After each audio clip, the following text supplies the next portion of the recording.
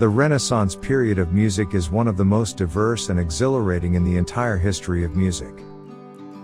To bring a little context to today's subject, the Renaissance would in all probability have felt like a very optimistic time in which to have lived. Everything was changing from the sciences through to the arts with a collective sense of the possible and the new. But what was it truly like from a musical standpoint? That's what we'll be diving deeper into as we discuss the characteristics of Renaissance music. We can reasonably consider the Renaissance period of music to encompass 1400 to 1600. Italy was the country and culture that dominated this period. Catherine Medici almost single-handedly brought about many musical and artistic changes, including giving her unfaltering support for the new instrument called the violin. This in no small way altered the music that was being composed at the time, as the expressive qualities of the violin effortlessly put the viol in the shade. Instruments in regular use during the Renaissance, with the obvious exceptions of voice, were a curious collection compared to what we are accustomed to seeing and hearing today. The viol family accounted for the common string instruments, whilst the woodwinds would have included recorders, simple flutes, and the predecessor of the oboe, the shawm. Brass performers played valveless trumpets and the wonderfully named sackbut, an early version of the trombone. Renaissance keyboards included virginals, early harpsichords and clavichords, all of which often looked far more enticing than they sounded, as they were prone to tuning issues.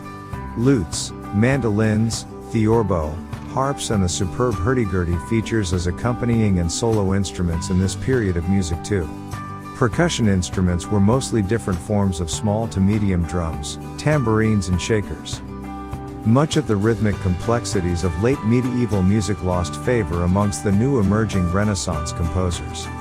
Polyphony and counterpoint featured in both sacred and secular Renaissance music, but the lines were sleeker and cadence points an increasingly important focus. For a great proportion of the Renaissance, modal music was commonplace and gives the era a unique sound quality now perhaps more associated with contemporary folk music. An even clearer line is drawn in the Renaissance between music for the church, sacred, and music used at court, for example, secular. Masses formed a central part of Renaissance composers' output, settings of the Latin text from the Bible. Some composers to listen out for from early to later Renaissance would be Guillaume Dufy, Guillaume de Machaut, Josquin des Prez, and Palestrina. The madrigal was one of the most important forms of music in the Renaissance, as in many ways it captures the spirit of the age. Often the text the composers chose to set told of unrequited love with a sense of yearning and despair that is conveyed beautifully within the intimacy of the madrigal. Other settings were more heroic and told tales of imagination and delight. Imitation and subtle counterpoint were textural devices used by madrigal composers to create a feast for the ears. A master of the madrigal was the great Claudio Monteverdi.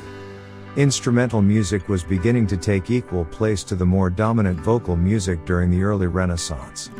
Composers began to pair together a fast and a slower dance piece that eventually developed into suites of pieces that are more familiar perhaps to students of Baroque music. The Renaissance period of music is one of the most important periods of Western classical music. It sets in place a vast array of musical conventions that develop into the period of music that followed.